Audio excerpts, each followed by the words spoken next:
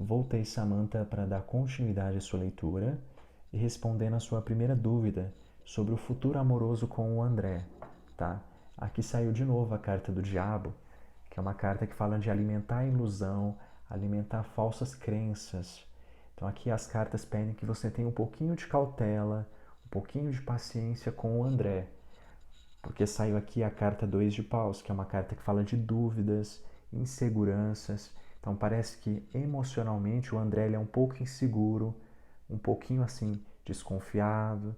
Então parece que ele não se entrega emocionalmente. Por ele ser uma pessoa muito racional, muito intelectual, ele tem muita dificuldade de entrar em contato com as emoções. Então talvez pode ser que você se magoe em relação a ele, esperando um tipo de atitude, um tipo de comportamento que talvez ele não possa ter em relação a vocês. Porque aqui saiu a carta do pendurado, que é uma carta que fala de esforço, é uma carta que fala ali também de autossabotagem. Então pede um pouquinho de paciência, tá? Nós temos aqui ó, a carta da morte, que é uma carta que fala de despedida, uma carta ali que fala de fazer as pazes com a gente mesmo, para poder seguir uma nova vida, uma nova etapa. Porque no tarô a morte representa transformação. Então quer dizer que para essa relação se modificar, se transformar, poder se reiniciar, é preciso um pouquinho de paciência, tá? A carta da morte é uma carta que fala de novos direcionamentos, assumir uma nova responsabilidade, assumir as rédeas de uma nova direção, de um novo comportamento. Então aqui pode ser fortalecimento de relação, mas que vai exigir paciência, tá? Nós temos aqui a carta 6 de paus, que é a carta que fala do orgulho. Parece que o André é um pouquinho orgulhoso, né? Então tem que ter um pouquinho de paciência também.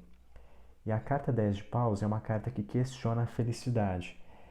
Será que a felicidade, tudo aquilo que a gente acaba idealizando, será que realmente vai ser daquela maneira?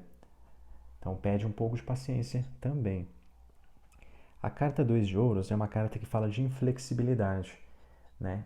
É como se uma pessoa fosse um pouquinho mais dominante em relação à outra. Então aqui fala de um jogo de cintura, né, para poder contornar a situação. Parece que você também é um pouquinho mais ali mais mandona, né, um pouquinho mais ali que gosta de tudo do seu jeito, né? E também parece que você molda a situação para que a pessoa faça exatamente aquilo que você deseja. Então aqui fala que você tem um grande poder de persuasão, de fazer com que o outro faça exatamente aquilo que você deseja. Então, um pouquinho de paciência que vai dar certo com o André, tá? Mas não alimentar falsas ilusões, que é o que está falando ali. Mas que tem tudo para dar certo.